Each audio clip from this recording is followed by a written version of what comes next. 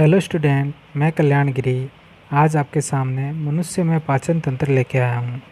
इससे संबंधित हिंदी और इंग्लिश में नाम आप सामने चित्र में देख सकते हो।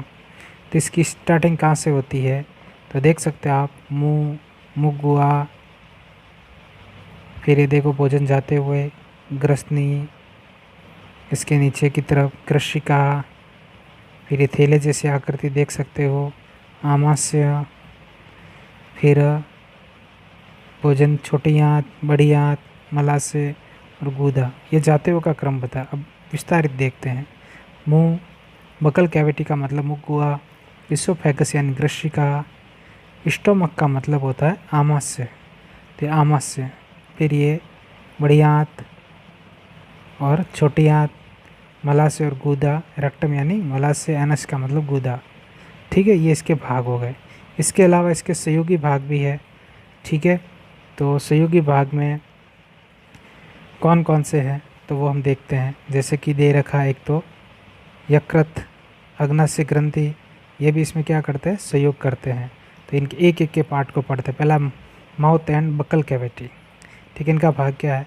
सबसे पहले हम भोजन को मुंह में ग्रहण करते हैं, फिर भोजन को दांतों के द्वारा हम छोटे छोटे भागों में तोड़ते हैं। ठीक है, दांतों के द्वारा भोजन छोटे छोटे भागों में टूट जाता है, जैसा कि आप चित्र में देख सकते हो। इस भाग में अपनी जो जीभ है वो टेस्ट का पता लगाती है। ठीक है, इसके पीछे की तरफ लार ग्रंथि होती है। ठीक है, वो क्या करती है, लार को स्रावित करती है, जो भोजन को पचने में क्या करता है, सहयोग करता है।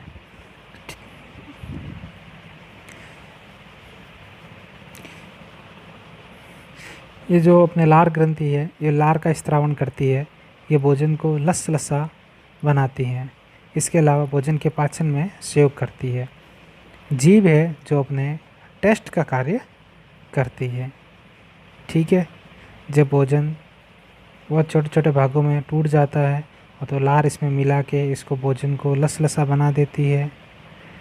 इसके बाद में भोजन यहाँ से आगे के वाले भाग में प्रवाहित होता है। और दूसरा भाग है जो अपने इसोफेगस यानी मुख, आप चित्र में देख सकते हो। मुख वहाँ से सीधा आता है ग्रसनी में, ग्रसनी से इसोफेगस यानी ग्रशिका में आता है। ठीक है,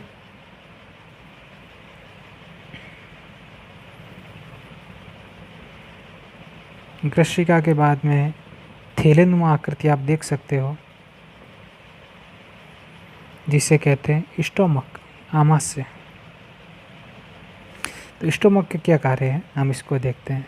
तो भोजन ग्रशिका से जैसे ही आमाशय में आता है, आमाशय एक थैलेनुमा आकृति का बना हुआ होता है।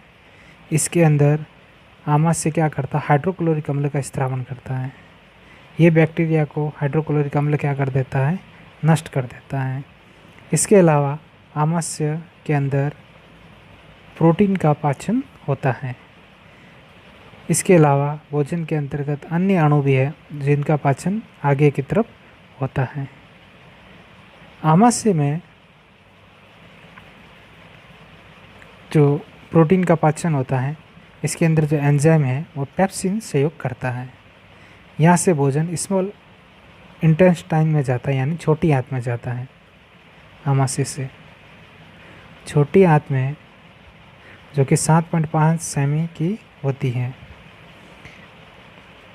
जैसे कि आप चित्र में देख सकते हैं, आमाशय से भोजन कहाँ पे आ रहा है, छोटी आंत में। इसमें लीवर यानी यकृत ग्रंथि क्या करती है, सहयोग करती है। यकृत ग्रंथि के अंदर पित्त से जुड़ा हुआ होता है, जो पित्त रस का स्त्रावन करता है। ठीक है, जस्ट इसके ऊपर की तरफ आप देख सकते हो, आमाशय के ऊपर की तरफ जो लाल कलर की दिखाई दे रही है, ये भूरे कलर की, इस टाइप की लाल भूरे। इसके नीचे की तरफ पैनक्रियाज यानी अग्नाशय ग्रंथि होती है। ये अग्नाशय ग्रंथि अग्नाशय हार्मोन का स्त्रावन करती है, अग्नाशय रस का स्त्रावन करती है। ये दोनों ही क्या करते हैं, भोजन के पाचन में सहयोग करते हैं। आमाशय से आया हुआ जो भोजन होता है उसमें अग्नाशय रस अपना स्त्रावन डाल देती है, और पित्ताशय से पित्त रस का स्त्रावण होता है। फिर भोजन आता है अपने छोटी आंत में।